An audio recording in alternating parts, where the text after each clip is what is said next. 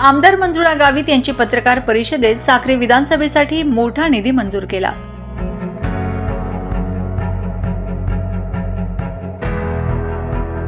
साक्री विधानसभा मतदारसंघात अपक्ष म्हणून निवडून आलेल्या सध्या शिवसेना शिंदे गटातील आमदार असलेल्या आमदार मंजुळा गावित यांनी 5 वर्षात साक्री विधानसभा मतदारसंघात विकास कामांचा निधी किती आणला, कोणती कामं करण्यात आली याचा संपूर्ण पाढा पत्रकार परिषदेत वाचून दाखवला। आमदार मंजुळा गावित यांनी पिंपळनेर शहरासाठी कोट्यवधींचा निधी आणल्याचं सांगितलं, तर साक्री विधानसभा मतदारसंघातील इतर गावांना देखील विविध विकास कामं केली असल्याची माहिती त्यांनी यावेळी पत्रकारांना दिली। महाराष्ट्र राज्यात विधानसभा निवडणुकीची आचारसंहिता दसऱ्यानंतर केव्हाही लागू शकते, या अनुषंगाने धुळे जिल्ह्यातील साक्री विधानसभा मतदारसंघातील लोकप्रतिनिधींनी विकास कामांचा सपाटा लावला असून ठिकठिकाणी उद्घाटन भूमिपूजन करत असताना दिसून येत आहे। निवडणुकीच्या पार्श्वभूमीवर मतदारांना आकर्षित करण्यासाठी लोकप्रतिनिधी शेवटच्या टप्प्यामध्ये विकास कामं भूमिपूजन करून मतदारांना आपल्याकडे आकर्षित करण्याचा प्रयत्न करत आहेत। असाच प्रकार धुळे नंदुरबार जिल्ह्यातील विधानसभा मतदारसंघात देखील दिसून येत आहे।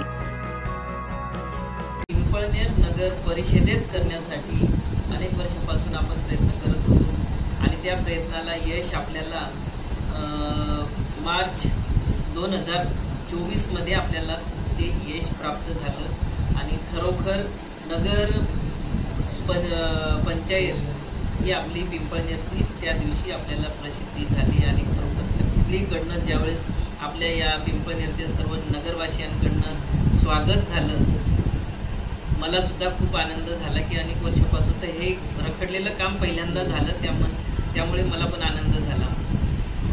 बरं, ते नगर परिषद तर करून आणले, नगर पंचायत आपण करून आणली, परंतु ज्या दिवशी नगर पंचायत आपण घोषित केली त्याच दिवशी त्याच्या अगोदरपासून आपले सगळ्यांचे लाडके मुख्यमंत्री सन्माननीय एकनाथजी शिंदे साहेब यांच्याचकडे नगर विकास हे खातं आहे आणि त्याच वेळेस ज्यावेळेस आपला हा प्रयत्न चालू होता की आपली ही नगर पंचायत झाल्या मला काहीतरी भरघोष असा निधी मला हवाय, म्हणून त्यावेळेसपासून आम्ही हट्ट धरून बसलो होतो आणि त्याच वेळेस अगदी 10 कोटी नव्याने नगर पंचायत झाल्या मला त्यावेळेस नगर पंचायतचा तो 10 कोटीचा निधी आपल्या मार्च महिन्यात देऊ केलेला होता आणि त्याची वर्क ऑर्डर म्हणजे मध्यंतर आपले लोकसभेची आचारसंहिता होती, काही बाकीच्या इतर प्रोसेस होत्या, म्हणून त्यासाठी ते बऱ्याच दिवसापासून ते काम पेंडिंग होतं आणि आज त्याचं खरं आपण या ठिकाणी आपल्या पिंपळनेर शहरासाठी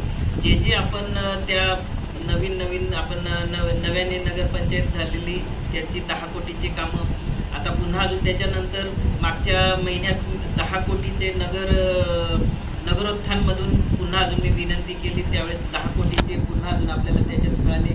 पुन्हा त्याच्यानंतर 15 दिवसांनी म्हणजे पुन्हा अजून मागच्या महिन्यातच आपण मागणी खूप मोठी केलेली आहे, परंतु सगळ्यांच्या याच्यात जे बसेल त्या याच्यानुसार आपल्या या नगर पंचायतीच्या याच्यात जे काही मुख्य रस्ते आणि गटारी याच्यासाठी लाईट असेल ते प्राथमिक सुविधांसाठी आपल्याला 50 कोटी आणि 13 लाख असे हे एकूण जवळपास 70 कोटी 13 लाखाच्या कामाचे आज आपण या ठिकाणी पिंपळनेर शहरात जवळपास पूर्ण शहरात आपण इकडं आपण घोड्यामाळ, रामनगर, इंदिरानगर असं जर आपण इकडनं घेतलं तर इकडनंही ह्या पट्ट्यातले बरेचसे रस्ते आपण आज त्याचे उद्घाटन केलेले आहेत, भूमिपूजन केलेले आहेत। इकडं आपलं गोपाळनगर असेल, पिंपळनेर शहरातले होई गल्ली, मुख्य ज्या गल्ल्या आहेत त्या प्रामुख्याने इकडं चिक्षा रोडच्या इकडचे काही गल्ल्या आहेत, परिसरात आपण मोर्या कॉलनी आहे, अशा ह्या कॉलनी परिसरातले असे जवळपास पिंपळनेर शहरातले सर्व पूर्ण चारही बाजूने आपण घेण्याचा प्रयत्न केलेला आहे। परंतु मी नागरिकांना विनंती करते की हा पहिला टप्पा झाला आपला, अजून आपल्याला कामं खूप करायची आहेत आणि मागणी आपली अजूनही भरपूर मोठी आहे आणि एकाच टप्प्यात आपले ही कामं पूर्ण होणार नाहीत, म्हणून सर्व नागरिकांना, बंधूंना, भगिनींना मी विनंती करते कोणीही याच्यात राग रोष करून घेऊ नये, कारण सगळ्यांची कामं आपल्याला करायची आहेत आणि असं गैरसमजही करू नये की माझ्याच गल्लीतलं काम राहिलं, माझ्या याच्यातलं दारातलं काम राहिलं, असं होणार होणार नाही, तर सगळे ज्या आपण प्राधान्याने घेता येतील त्या पद्धतीने आपण घेण्याचा प्रयत्न केलेला आहे।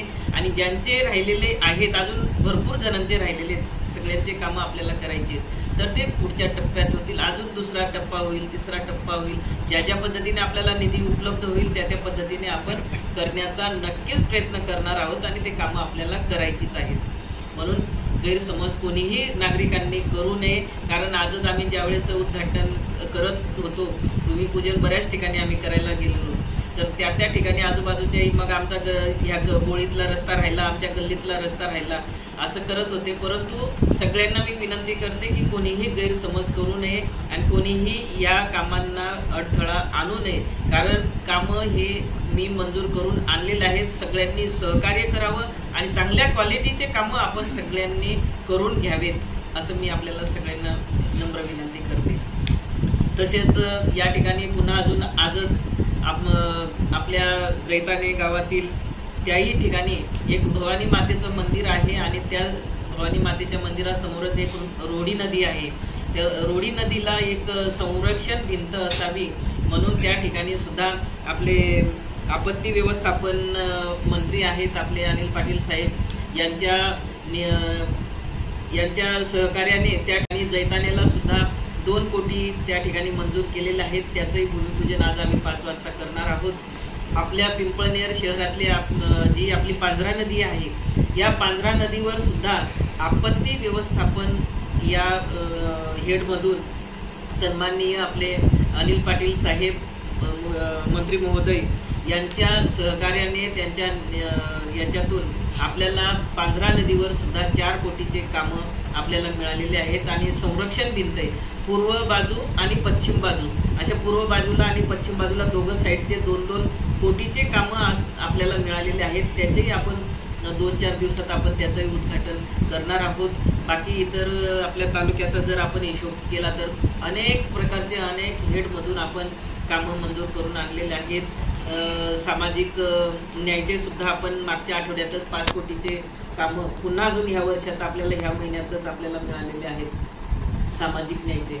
असे जवळपास 5 वर्षात आपण पाहिलं तर सामाजिक न्यायाचे सुद्धा आपल्याला प्रत्येक याच्यात 30 ते 35 कोटीचे कामं आपल्याला सामाजिक न्यायाच्या हेडमधून आपल्याला मिळालेले आहेत। लोक आपले अल्पसंख्याक निधी असेल, अल्पसंख्याक हेडमधून सुद्धा आपल्या ह्या 5 वर्षाच्या कार्यकाळात सुरुवातीचे 2 वर्ष आपले कोरोनाचे गेले, त्याच्यात मला मिळालेले नव्हते, परंतु त्याच्यानंतर आपल्याला 3 वर्षात 3 कोटीचे आपल्याला अल्पसंख्याकचे सुद्धा त्या हेडमधून आपल्याला मिळालेले आहेत। आणि आदिवासी विभाग असेल, ठक्कर बाप्पा असेल, अजून इतर अनेक हेड आहेत, 25-15चे आहेत, आपलं डोगरी विभागाचे असतील, साक्रीच्या नगरपंचायतीसाठी सुद्धा आपण आतापर्यंत बऱ्याचसा ह्या 5 वर्षाच्या कार्यकाळात आपण त्या ठिकाणी आपल्या साक्री नगर परिषदेत आपण त्या ठिकाणी दिलेला आहे।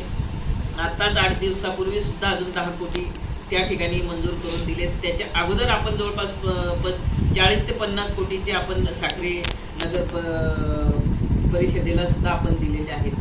धुळ्याला तर भरपूर दिलेले आहेत, कारण हे आपल्याकडे दुसरा हेड इकडं पिंपळनेर आपला उशिरा झालाय, त्याच्यामुळे साक्री दिलंय। साक्रीलाही काही अंतर्गत काही अडचणी येत होत्या, त्याच्यामुळे मला जास्तीत जास्त निधी हा तिकडं धुळे महानगरपालिकेत आपल्याला वर्ग करता आला आणि त्यासाठी जवळपास धुळ्यालाही 140 ते 150 कोटीचा निधी हा धुळे महानगरपालिकेच्या माध्यमातून त्या ठिकाणी आपल्याला बरेचसे कामं करायला संधी मिळालेली आहे।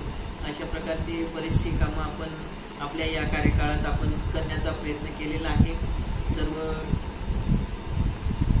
आपल्या साक्री मतदारसंघातील बरेचसे असे कामं आपण केलेले आहेत आणि त्याचे भूमिपूजन पण झालेत, काही लोकार्पण झालेत।